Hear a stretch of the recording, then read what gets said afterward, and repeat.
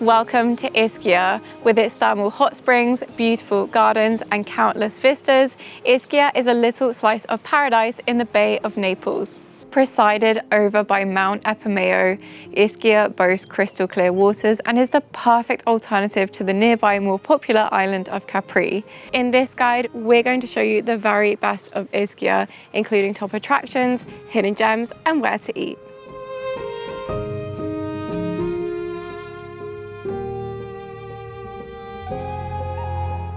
While there are several bus services that will take you around the island, I personally recommend renting a scooter, as this way you'll get to go to more of the off the beaten path places.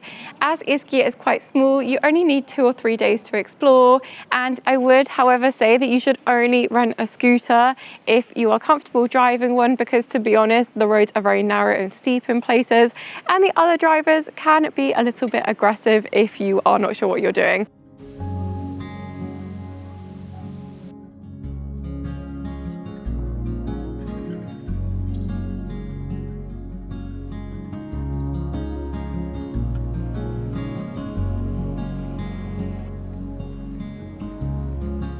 Pretty as a postcard, Sant'Angelo is widely considered to be the most beautiful place to visit in Ischia. It's an old fishing port that's since been turned into somewhat of a tourist resort, which is probably why you can hardly walk through the streets in the summer, because they're so full of tourists. If you come in the late spring, early summer like we're doing now, then you can enjoy the little island, which is connected to the mainland permanently by a stretch of sand, which is completely covered in sunbeds. Unfortunately, the island itself you can't really visit, but you can enjoy it from this little fishing town and walk along all of the beautiful pastel hued homes.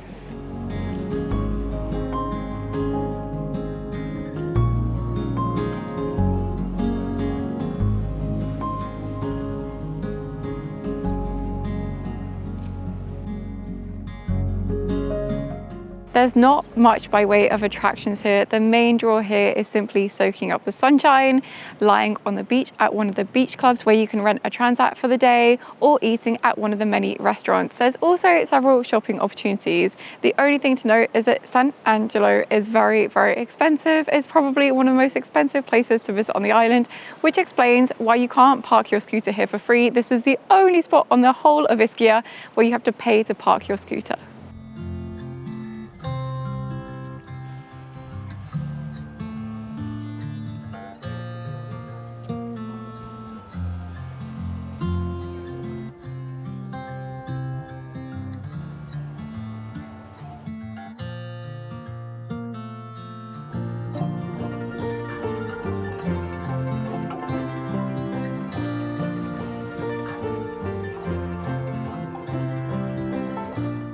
One thing you should know before coming to Ischia is that everything runs at its own time. So often a restaurant will say it's open, it's actually closed. Luckily, in this instance, the pizzeria that we wanted to go to was closed, and so we stumbled upon this very nice restaurant. We're sat on a terrace, having some salad, a pizza. It's very tasty.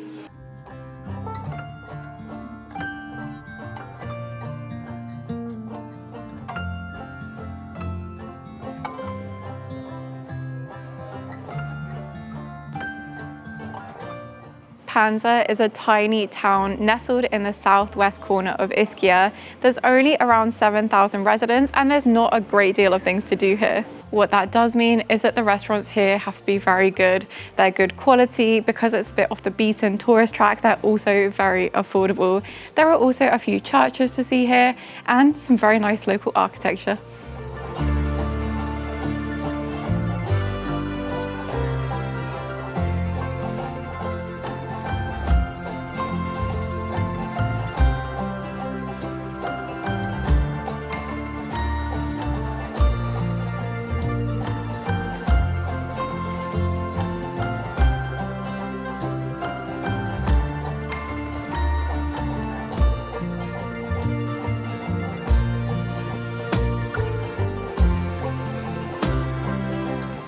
Because of all of the volcanic activity in this area, there are a number of hot springs and geothermal pools. Most of them have been transformed into resorts and spas, but a particularly great free one can be found close to Panza. This is the Baia di Sorgeto, and here you can come and bathe in hot springs.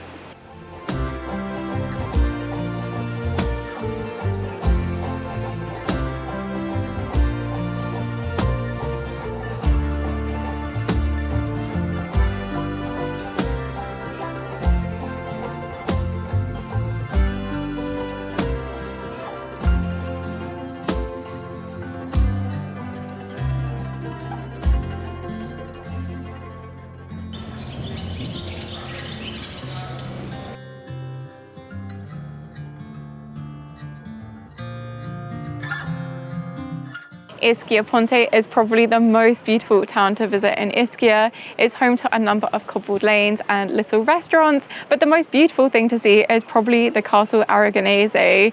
After all, its appearance probably launched 1,000 holiday bookings. It's just that stunning. The castle you see behind me dates all the way back to the 5th century BCE when the Greeks came here and built a fortress. However, it wasn't actually connected to the mainland because it sat on an island until the 15th century. The walkway you see today was also built during that period.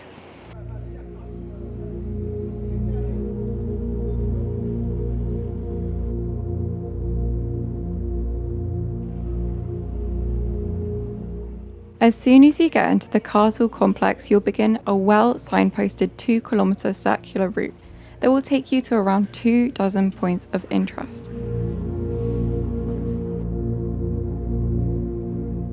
In order to access the castle, you have to go up so many steps, so I definitely recommend some good shoes.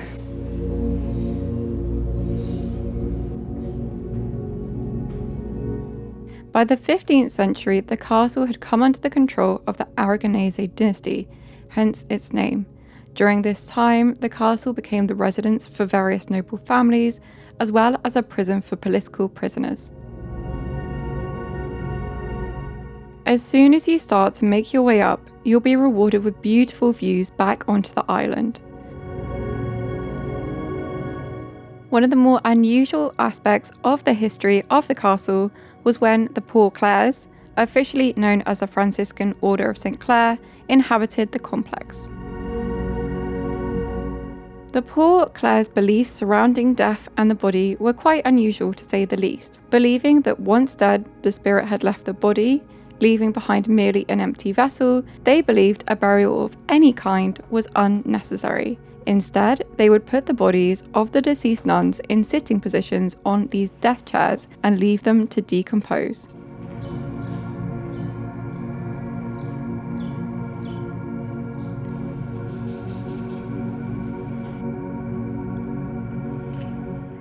This small chapel was probably my personal favourite spot at the castle and was the loveliest place from which to take photos. A small 16th century six-sided chapel adorned with arched windows, it was calm and serene inside. You can visit anytime during the day, but I personally recommend visiting around 5 p.m. as then you'll get to see all of the beautiful castle bathed in golden light, and also it's a bit cooler than the middle of the day because there is a lot of steps up, as I said.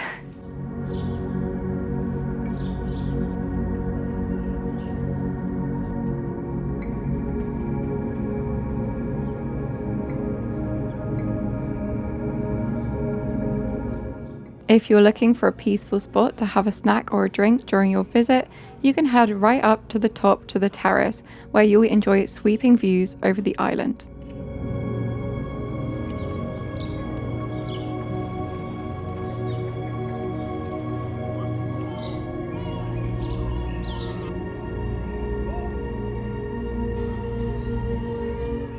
From the castle complex, we could actually see our own little B&B.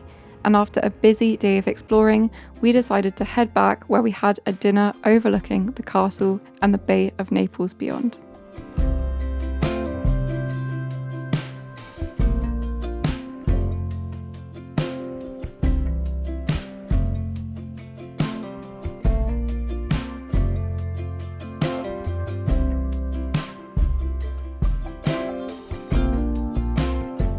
It was also on this evening that Napoli won the Italian Football Championship, and we had an amazing view over the Bay of Naples and all of the fireworks celebrations going on.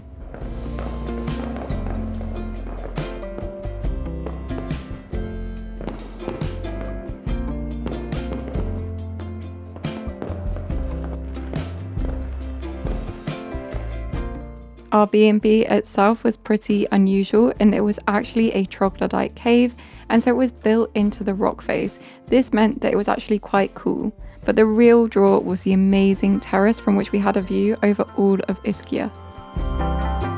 Today we're going to be exploring the north and the west of Ischia. This part is home to really charming towns as well as several beautiful gardens.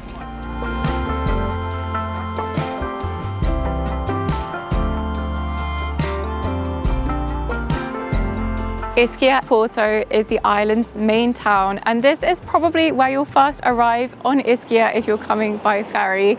It's very charming. You can see all of the boats swaying in the breeze, and there's lots of pastel hued homes.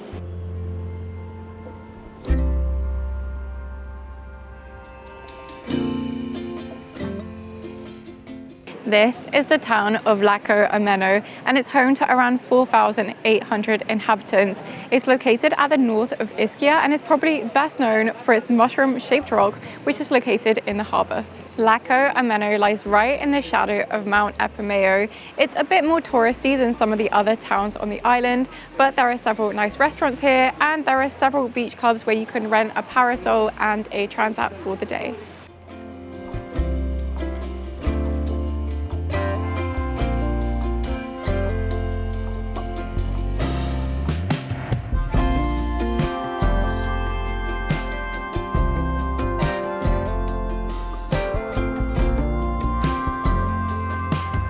Forio is always very busy. However, if you know where to look, you can find little pockets of calm. For example, we're wandering through the forest in the hills above Forio right now, as we're going to head to the Madonna di Stavia. This is where the Virgin Mary is alleged to have appeared in 1994. It's now a very peaceful, tranquil and serene sanctuary.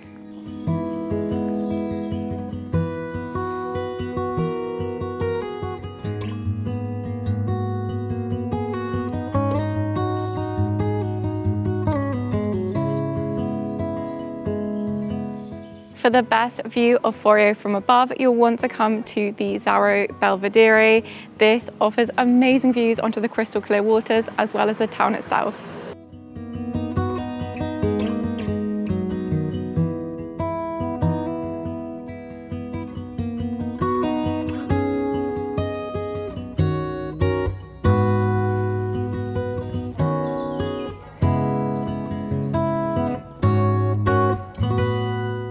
We've just arrived at Giardini la Mortella. This is easily one of the most beautiful gardens in Italy, and it sits on a dramatic cliff face above the town of Forio. The garden was created in 1956 by Susanna Walton, who was the wife of British composer William Walton. She actually enlisted the help of British landscape gardener Russell Page to create this beautiful landscape garden, which really makes use of the local volcanic rock. The garden is actually divided into two parts. There's the sunny upper Mediterranean garden, and to be honest, it's very, very warm here. So this is where lots of Mediterranean plants can thrive. And then there's a lower shaded, cool valley garden. This is where you'll find more tropical plants as well as several glass houses.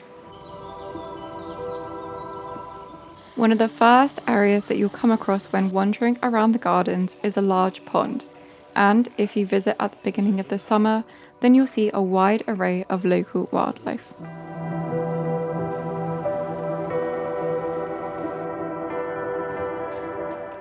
The Temple of the Sun is home to a sun-dappled garden where the rays illuminate the space. Filled with symbolism and scenes from Greek mythology, the words from one of William Walton's operas adorn the interior walls.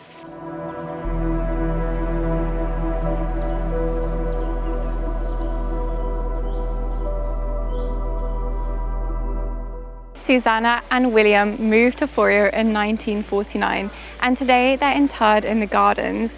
Giardini la Mortella is now looked after by a foundation who develops the gardens for the generations to come. In the summer, there are theatre performances here. Unfortunately, you do have to pay an entrance fee, but it's definitely worth it. You'll want to spend 1 to 2 hours here, and a little bit longer if you want to take a coffee in the cafe.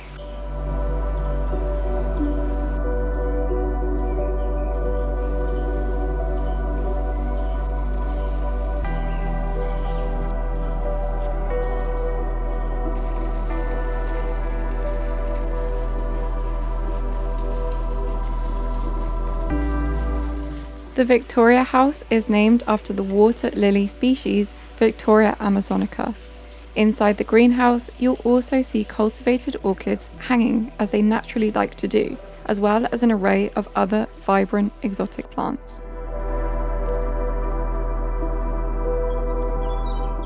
As much as I would love to stay in the garden, we have other places to discover, including the place right behind me now.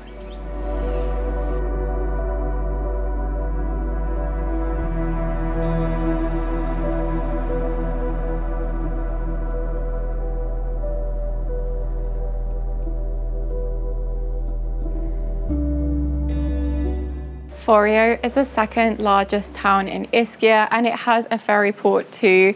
If you come here, you should definitely visit the Centro Storico, because here you'll find a maze of cobbled streets, historic architecture, and just some very lovely cafes and bars.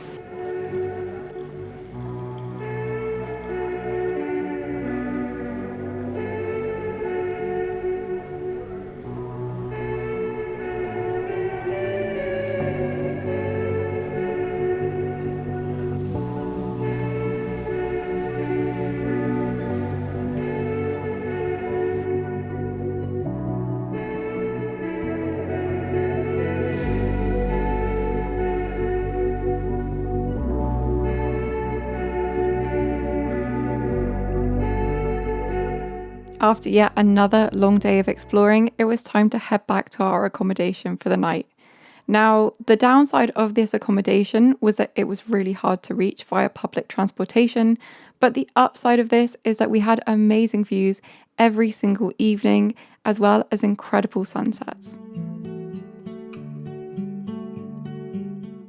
The Pilastri Aqueduct lies in the heart of inland Ischia, and while it does at first appearance look like it's Roman, it was actually built in the 16th century.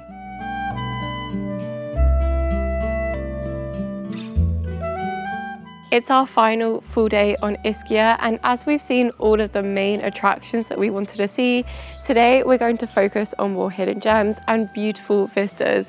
The visibility is particularly clear today, and we can see all of the other surrounding islands.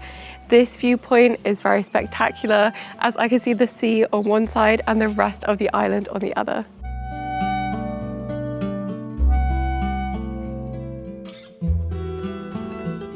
This is the Church of Madonna di Stavia. Most of what you see today dates back to the 1800s, though there was a much earlier church on site.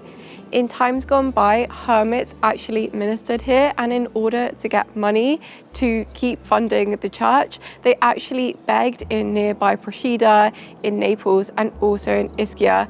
And they would dress as Franciscan monks and then knock on the doors of people and say Madonna di Stavia and ask for money.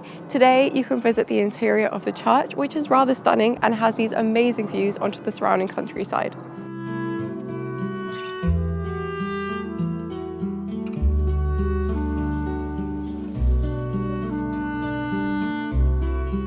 We've just driven up a very steep hill and, to be honest, a bit of a dirt track in order to reach this pathway, which will hopefully take us to one of the most beautiful viewpoints on Ischia.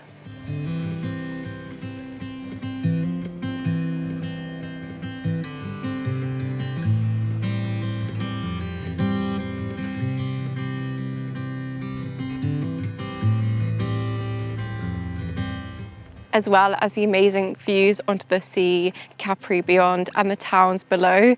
This area just shows how verdant Ischia is. There are so many stunning flowers here, including wild Italian sweet peas, and we've seen lots of local insects, including some butterflies.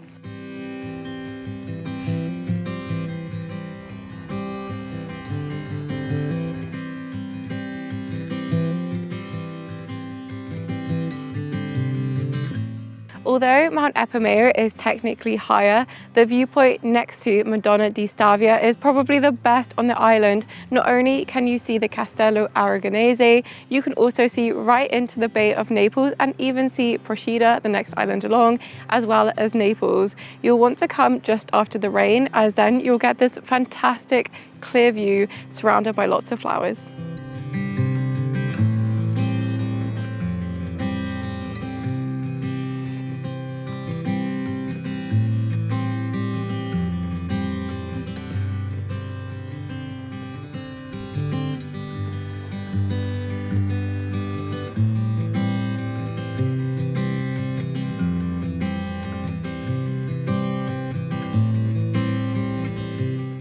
We're driving to our next destination, but we just had to stop on the side of the road because there is this amazing oak tree. It's actually growing around a rock.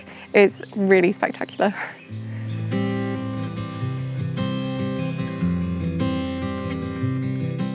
The Nitrodi Spa has been in use for thousands of years, and while we didn't have time to visit the spa itself, the nearby restaurant serves up tasty pasta plates, paired with breathtaking views.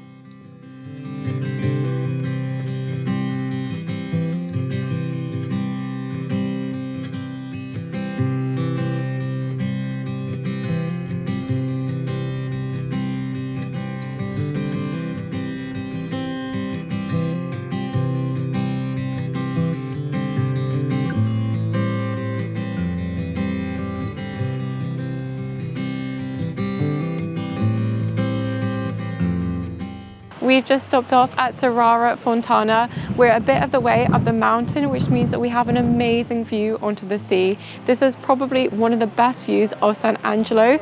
You can also see all the way to the west of the island.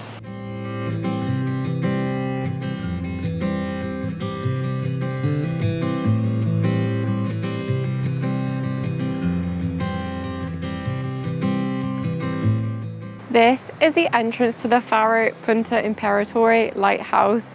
This offers one of the most spectacular views back onto Forio.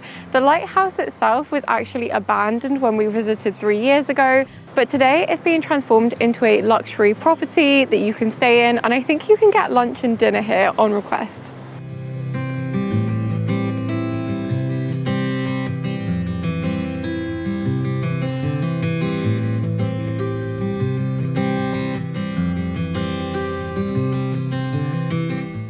So we're here with Giuseppe, who's rented us our scooter for the past few days. It's been a great service. How long have you lived in Ischia? Allora, io sono nato ad Ischia, a Lacco Ameno. Ad oggi ho 30 anni e abbiamo aperto questa agenzia di noleggio da 5 anni. Io e mio fratello Gabriele. Oltre ad offrire un servizio di noleggio di auto, motorini oppure e-bike, cerchiamo sempre di offrire ai nostri clienti un ottimo servizio e di soddisfarli in qualsiasi richiesta. So what is the best thing to do in Ischia? Allora, qui ad Ischia possiamo visitare il castello aragonese, che a mio avviso è una divinità isolana, esternamente o anche internamente, perché è veramente bello, lo consiglio a tutti quanti. Poi, a mio avviso, c'è Forio, è un altro comune dell'isola d'Ischia all'interno del quale potete vedere la chiesa del Soccorso. Poi c'è la Baia di Sorgeto, veramente è una cosa eccezionale, bellissimo. La spiaggia dei Maronti è anche da visitare perché la spiaggia a mio avviso è la più bella dell'isola d'Ischia ed è lunga 3 km, è stupenda, te la consiglio. Questo è quanto. We ended our time on Ischia by heading to Ristorante Bar de Coco. This was actually really good. They serve up fresh fish as well as several vegetarian options, and the best part of it all is that you're right in the shadow of the Aragonese Castle.